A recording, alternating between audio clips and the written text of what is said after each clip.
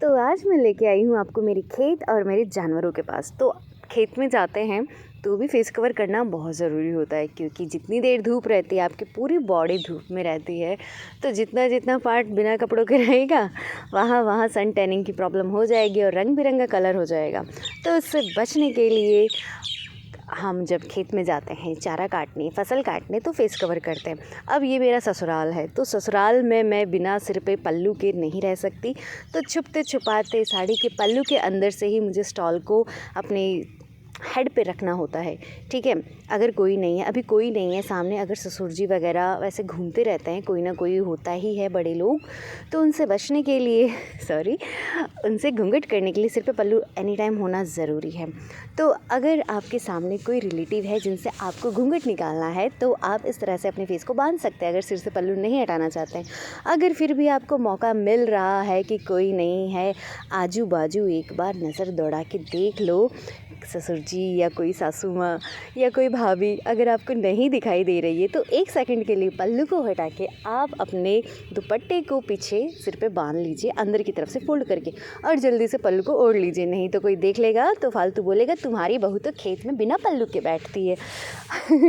तो एक साइड लंबा ले लिया है मैंने अभी 2-3 बार नोटिस किया है कि एक साइड लंबा ले लेते हैं ना स्टॉल, तो उससे क्या होता है, वो हमारे एक दुपट्टे का काम करता है और अच्छा भी लगता है। अब खेत में क्या है, ब्लाउज़ वगैरह पहनते तो बाकी का हाथ ऐसे रहता है, तो समर कोट पहनना बहुत ज़रूरी होता है।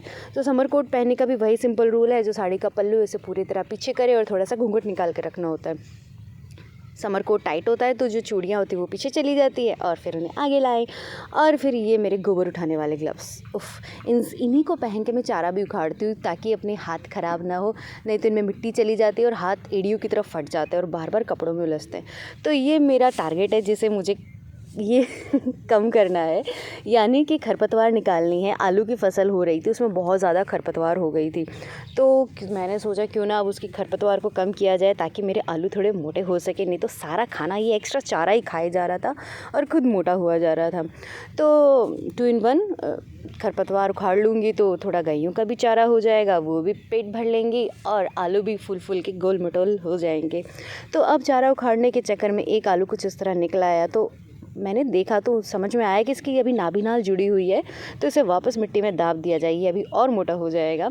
तो इसे मैंने नहीं निकाला और वापस मिट्टी में दाब दिया, ताकि थोड़ा और मोटा हो सके और फिर मैं इसके आलू के पराठे बना के खा सकूं। और जो खरपतवार थी, अब उसका तो मुझे सफाया करना बहुत ज़रूरी था, तो मैंने उसे डाल दिया मेरे जानवरों को, ताकि उसे खा पी के सारे सबूतों को मिटा दे, ताकि कोई ये ना कह सके कि कुछ नहीं, मैं बस मजाक कर रही थी।